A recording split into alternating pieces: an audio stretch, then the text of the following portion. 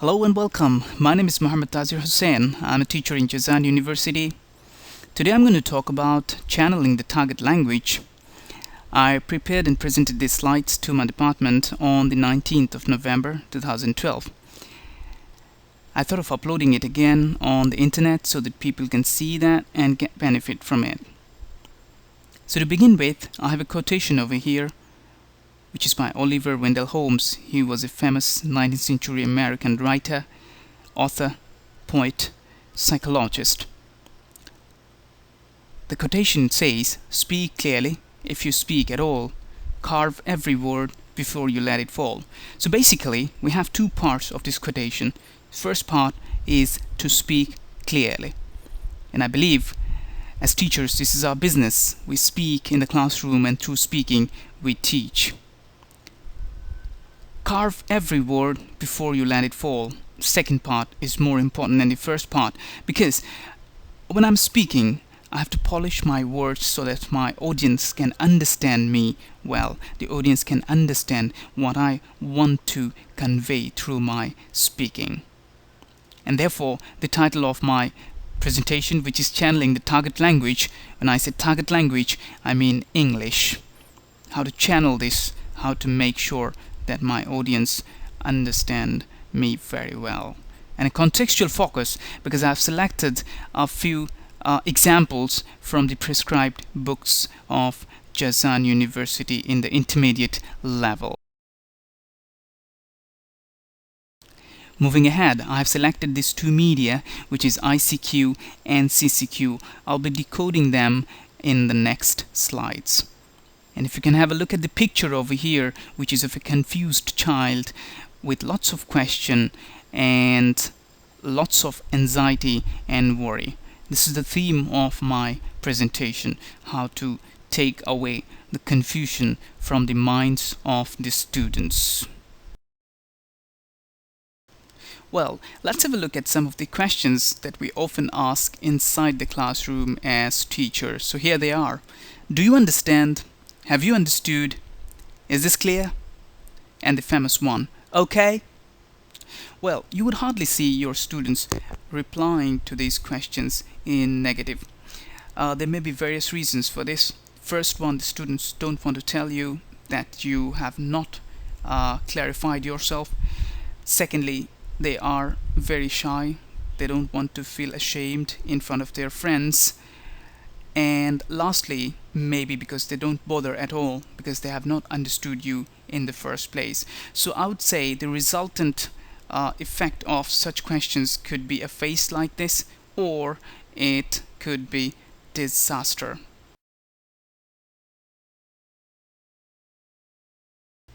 Alright, so let's proceed by decoding the terms that I have used at the beginning of the presentation.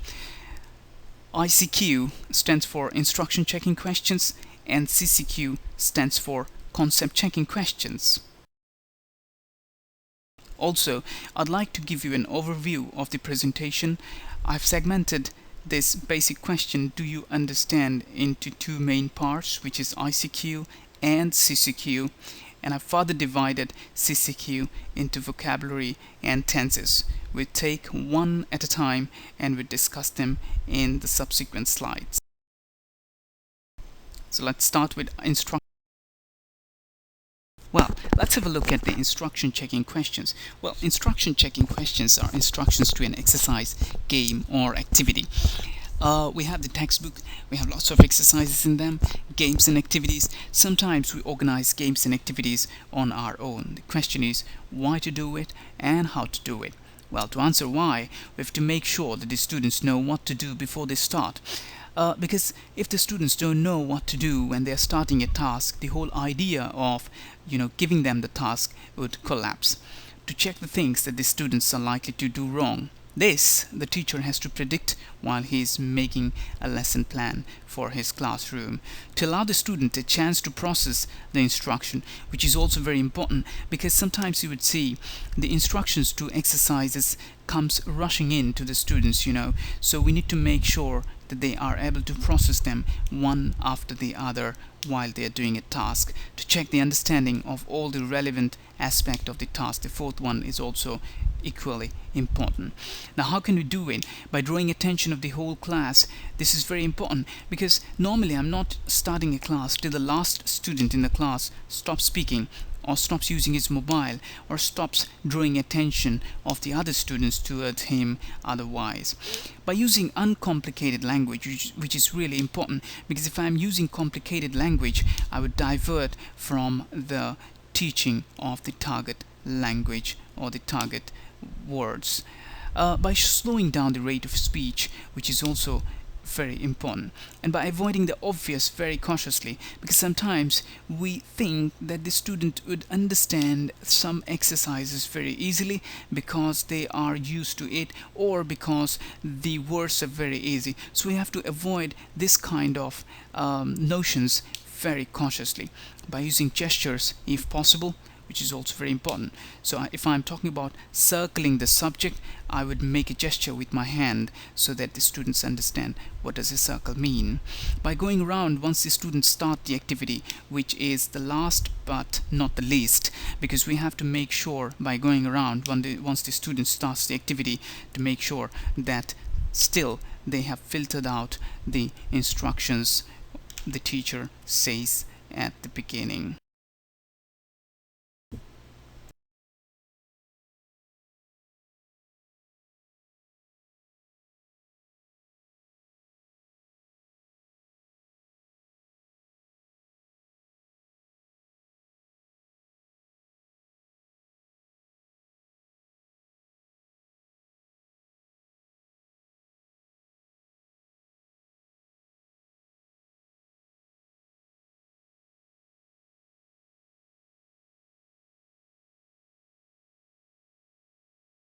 So let's have a look at a few possible instruction checking questions for classroom activities.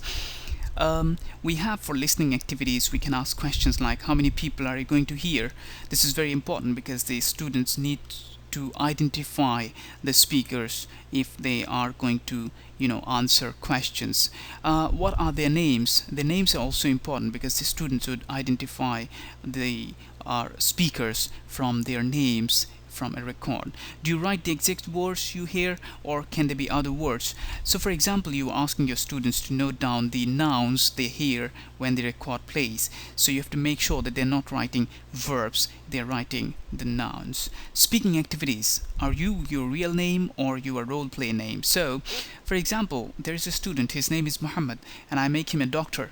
And there's another student whose name is Ali, he is a teacher. I make him a teacher. So I asked the first student, are you Muhammad or a doctor? He says, I'm a doctor. Okay, are you Ali or are you a teacher? He says, I'm a teacher. And now you make sure that they're not sliding into their original names and they're playing the role names. If your partner stops talking, are you going to ask another question or sit in silence, which is also very important, because most of the time you would see when you are giving a speaking activity, the student would stop talking after asking 2 or 3 questions. Are you going to talk to one partner or 3 partners? So you would see your students talking to maybe 1 or 2 people, and they will stop and will come back and sit. So you need to make sure that they keep on talking till you set the time. Reading activities. What should you do if you don't know a word? Continue reading or stop reading? So we're talking about scanning and skimming, because you don't want your student to go through each and every word, understand each and every word. You want them to go quickly through the comprehension and answer the questions that you have set on the board. Otherwise, are you reading the whole text or only paragraph 1? So sometimes you have long comprehension exercises, so you make them short, like you keep 1 para at a time. So you give like 2 questions from the first paragraph, and you ask them to read the first paragraph only, and you make sure that they're not reading the whole thing. What should you read first, the text or the questions? Important. Do you have 5 minutes or to complete, or 10 minutes? Because you cannot give whole day for a task to be completed, so you bind the time. All these activities are time bound. Coming to the next slide, which is find someone who tasks. These are very important tasks, and they bring in a kind of excitement into the classroom if you are doing them often. So questions: how many people do you have to speak to? So obviously the answers are very short. You're not looking for long answers from the student. It should be short answer, precise, and the answers should tell you that the student have understood you very well. How many questions do you ask each person? What do you write on the paper? What do you do after you have written their names? Can you speak the same person for 3 minutes? Can you sit down, or do you have to move? Are you going to show one? Are you going to show other people your paper? So these are the questions which make sure that the students have understood all the important aspects of the task, so that once the task starts, the student don't stop, or you don't need to go ahead and repeat your instruction. To a different slide. So over here, if you can have a look here, we have instruction checking questions. I've collected it from the source below, if you can see the URL. What I want you to do is just to have a look at it for like 5 seconds, and then I have a question for you.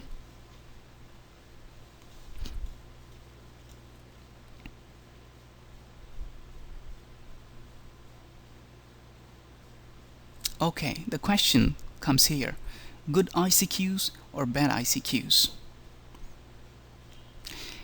I'd say these are bad ICQs, because if you look at the first question, it says, okay, I'm going to give you this piece of paper, one piece of paper per student. How many pieces of paper per student? And the students say 1. Now it seems here that the teacher is ICQing himself or herself. Okay, so when I'm giving one piece of paper, it means I have decided that I'm going to give one piece of paper for this exercise. And I'm making sure that I'm not going to ask this question to my students, because the students are going to do the task. They are not going to decide whether I give one piece of paper or 2 pieces of paper. Also, if you look at all the ICQ questions by the teacher, you will see that the teacher has asked questions which are very, very long. So long questions may confuse the students. Therefore, we would avoid long questions, we will avoid complicated languages, and that's how we reach to good ICQ. Coming up with concept checking questions, which is CCQ. Why concept checking questions? So concept checking questions would be used to highlight the essence of vocabulary, grammar, or communicative function, to make the students participate in understanding of new language, because mostly I'm using this for vocabulary, for grammar, for communicative function, and therefore the understanding of new language, they have to participate in that, to check the various aspects of the target language. And how can we do it? By asking simple question, by asking yes, no, either or, and simple WH questions, by avoiding unfamiliar language. Do you remember I said hot dog, plumber, wristwatch? Avoiding unfamiliar language, avoiding repetition of the target language. So if I'm teaching them the word hungry, and if I say, are you hungry?